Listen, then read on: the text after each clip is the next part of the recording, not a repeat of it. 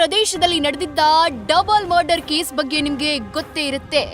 ಪ್ರಿಯಕರನಿಗಾಗಿ ಹೆತ್ತ ಅಪ್ಪ ಒಡ ಹುಟ್ಟಿದ್ದ ತಮ್ಮನನ್ನೇ ಇಲ್ಲೊಬ್ಬ ಕೀಚಕಿ ಕೊನೆಗಾಣಿಸಿದ್ಲು.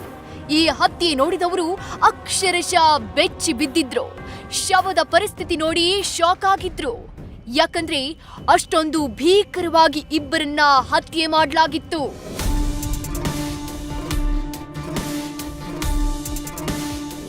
ಈ ಡಬಲ್ ಮರ್ಡರ್ ಕಳೆದ 40 ದಿನಗಳ ಹಿಂದೆ ಅಂದ್ರೆ ಮಾರ್ಚ್ 18ರಂದು ನಡೆದಿತ್ತು. ದುರಂತ ಏನಂದ್ರೆ ಹತ್ಯೆ ನಡೆದು 40 ದಿನ ಕಳೆದ್ರು ಕೇಸ್ ಕೊಲೆ ಆರೋಪಿಗಳು ಇನ್ನೂ ಪತ್ತೆಯಾಗಿಲ್ಲ.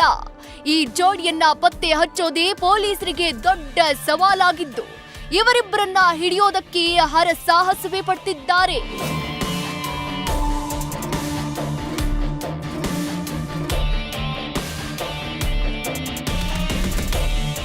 ಇಬ್ಬರ ಲೊಕೇಶನ್ ಟ್ರ್ಯಾಕ್ ಮಾಡಿ ಅವರಿರೋ ಸ್ಥಳಕ್ಕೆ ಇನ್ನೇನು ರೀಚ್ ಆಗ್ಬೇಕು ಅನ್ನೋಷ್ಟರಲ್ಲಿ ಇಬ್ಬರು ಪರಾರಿಯಾಗ್ತಿದ್ದಾರೆ. ಹೀಗೆ ಕಳೆದ 40 ದಿನಗಳಿಂದ ಈ ಜೋಡಿ ಪೊಲೀಸರಿಗೆ ಚಳ್ಳೆ ಹಣ್ಣು ತಿನ್ನಿಸ್ತಾ ಬಂದಿದೆ. ಆದ್ರೀಗ ಈ ಕೇಸ್ ಬಗ್ಗೆ ಪೊಲೀಸರಿಗೆ ಒಂದು ಕ್ಲೂ ಸಿಕ್ಕಿದ್ದು. ಆ ಜೋಡಿ ಇಡೀ ದೇಶದ ತುಂಬಾ ಓಡಾಡ್ತಿರೋ ವಿಚಾರ ರಿವೀಲ್ ಆಗಿದೆ.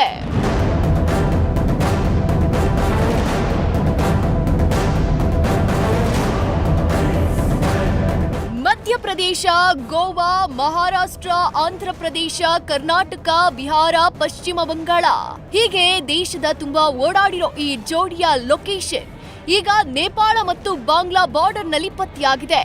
ಅಸಲಿಗೆ ಭಾರತ ಮತ್ತು ನೇಪಾಳ ಮಧ್ಯೆ ಪ್ರೀ ಬಾರ್ಡರ್ ಇದೆ.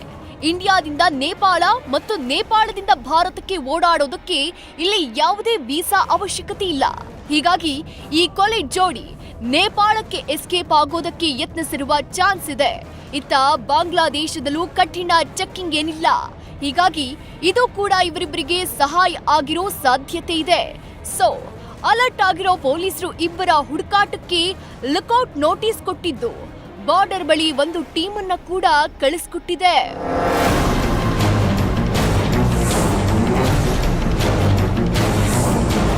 मुख्य आरोपी है मुकुल और उसके साथ जो नाबालिग बच्ची है जो कि मृतक की पुत्री है। इन लोग लगातार घटना के बाद फरार हैं।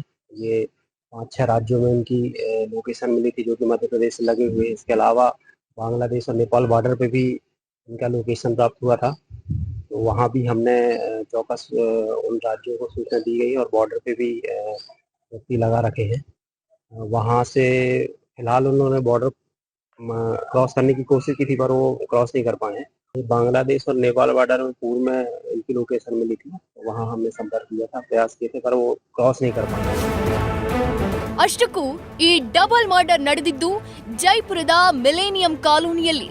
ಮಾರ್ಚ್ 15ರಂದು ರೈಲ್ವೆ ಆಫೀಸರ್ ರಾಜ್ಕುಮಾರ್ ವಿಶ್ವಕರ್ಮ ಮತ್ತು 8 ವರ್ಷದ ಮಗ ತನೀಶ್ ನನ್ನ ಹಂತಕರು ಮಾರಕಾಸ್ತ್ರಗಳಿಂದ ಕೊಚ್ಚ ಹಾಕಿ ಜೀವ ತೆಗೆದಿದ್ರು. ದುರಂತ ಏನಂದ್ರೆ ಕೊಲೆ ಮಾಡಿದ ಬಳಿಕ ತನೀಶ್ ಮೃತದೇಹವನ್ನ ಫ್ರಿಡ್ಜ್ ನಲ್ಲಿಟ್ಟಿದ್ದ. ಆದ್ರೆ ಈ ರಾಜ್ಕುಮಾರ್ ಮಗಳು ಸಂಬಂಧಿಯೊಬ್ಬರಿಗೆ ವಾಯ್ಸ್ ಮೆಸೇಜ್ ಕಳಿಸಿ ಪಕ್ಕದ ಮನೆಯ ಮುಕುಲ್ ತನ್ನ ತಂದೆ ಮತ್ತು ತಮ್ಮನನ್ನ ಕೊಲೆ ಮಾಡಿದ್ದಾನೆ ಅಂತ ಹೇಳಿದ್ಲು. ಪೊಲೀಸರು ತನಿಖೆ ಶುರು ಮಾಡಿದಾಗ ಖುದ್ದು ರಾಜ್ಕುಮಾರ್ ಪುತ್ರಿಯೇ ಈ ಮುಕುಲ್ ಜೊತೆ ಸೇರಿ ಇಬ್ಬರ ಪ್ರಾಣವನ್ನ ತೆಗೆದಿದ್ಲು ಅನ್ನೋದು ಗೊತ್ತಾಗಿದೆ.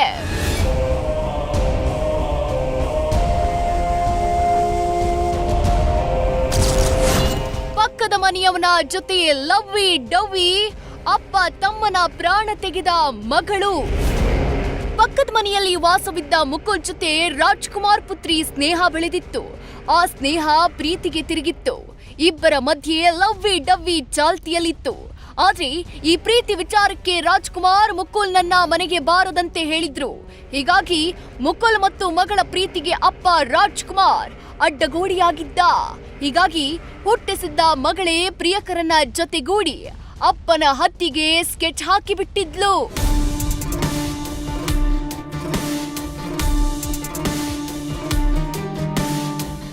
ಬರೋಬ್ಬರಿ 1 ತಿಂಗಳು ಈ ಮರ್ಡರ್ ಮಾಡೋದಕ್ಕೆ ಮುಕುಲ್ ಪ್ಲಾನ್ ಮಾಡಿದ್ನಂತೆ. ವಿಪರ್ಯಾಸ ಏನಂದ್ರೆ ರಾಜ್ಕುಮಾರ್ ಪುತ್ರಿ ಕೂಡ ಈ ಪ್ಲಾನ್ಗೆ ಸಪೋರ್ಟ್ ಮಾಡಿದ್ಲಂತೆ. 1 ತಿಂಗಳ ಹಿಂದಿನಿಂದಲೇ ಕೊಲೆ ಮಾಡೋದಕ್ಕೆ ಬೇಕಾಗಿದ್ದ ವಸ್ತುಗಳನ್ನ ಖರೀದಿ ಮಾಡಿದ್ರಂತೆ. ಹಾಗಂತ ಇದನ್ನೆಲ್ಲ ಲೋಕಲ್ ಸ್ಟೋರ್ನಲ್ಲಿ ಖರೀದಿ ಮಾಡಿರ್ಲಿಲ್ಲ. ಹತ್ತಿಗೆ ಬೇಕಾಗಿರೋದನ್ನ ಆನ್ಲೈನ್ ನಲ್ಲಿ ಆರ್ಡರ್ ಮಾಡಿ ಪರ್ಚೇಸ್ ಮಾಡಿದ್ರಂತೆ. ಯಾಕಂದ್ರೆ ಇವರು ಖರೀದಿ ಮಾಡಿರೋದು ಯಾರಿಗೂ ಗೊತ್ತಾಗಬಾರದು ಅನ್ನೋದು ಇವರ ಪ್ಲಾನ್. ಅಷ್ಟೇ ಅಲ್ಲ, ಡೆಲಿವರಿ ಅಡ್ರೆಸ್ ಕೂಡ ಬೇರೆ ಕೊಟ್ಟು ಬಂದಿದ್ದ ವಸ್ತುಗಳನ್ನ ಗ್ಯಾರೇಜ್ ಒಂದರಲ್ಲಿ ಅಡಗಿಸಿಟ್ಟಿದ್ರಂತೆ.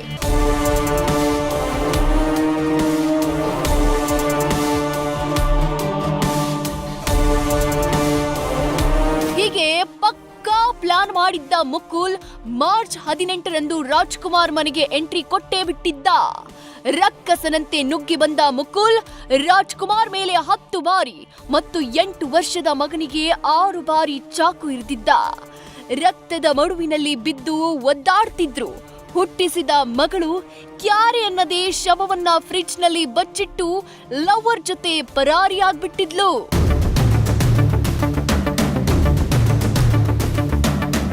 ಹೀಗೆ ಅಪ್ಪ ಮತ್ತು ತಮ್ಮನ ಜೀವ ಬಲಿ ಪಡೆದ ಹುಡುಗಿ ಪ್ರಿಯಕರನ ಜೊತೆ ಕಳೆದ 40 ದಿನದಿಂದ ರಾಜ್ಯದಿಂದ ರಾಜ್ಯಕ್ಕೆ ಅಲೆದಾಡ್ತಿದ್ದಾಳೆ. ಜೋಡಿ ಕೊಲೆ ಮಾಡಿರೋ ಖತರ್ನಾಕ್ ಜೋಡಿಯನ್ನ ಪತ್ತೆ ಹಚ್ಚೋದಕ್ಕೆ ಪೊಲೀಸರು ಇನ್ನಿಲ್ಲದ ಸಾಹಸ ಮಾಡ್ತಾ ಇದ್ರು. ಇವರಿಬ್ರು ಪದೇ ಪದೇ ಎಸ್ಕೇಪ್ ಆಗ್ತಿದ್ದಾರೆ. ಅದೀಗ ನೇಪಾಳ ಮತ್ತು ಬಾಂಗ್ಲಾದೇಶ ಬಾರ್ಡರ್ನಲ್ಲಿ ಡಬಲ್ ಮರ್ಡರ್ನ ಆರೋಪಿಗಳ ಲೊಕೇಶನ್ ಪತ್ತೆಯಾಗಿದ್ದು ಇಬ್ಬರ ಬಂಧನಕ್ಕೆ ಪೊಲೀಸರು ಬಲೆ ಬೀಸಿದ್ದಾರೆ.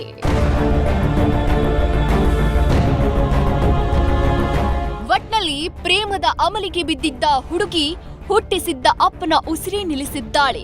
ಅತ್ತ ಏನು ಅರಿಯದ 8 ವರ್ಷದ ಕಂದಮ್ಮ ಈ ಪ್ರೀತಿಯ ಮೋಸದಾಟಕ್ಕೆ ಬಲಿಯಾಗಿದ್ದು, ಯಾರದ್ದೋ ಸ್ವಾರ್ಥಕ್ಕೆ ಅಮಾಯಕ ಜೀವಗಳು ಹೋಗಿದ್ದು ನಿಜಕ್ಕೂ ದುರಂತವೇ ಸರಿ.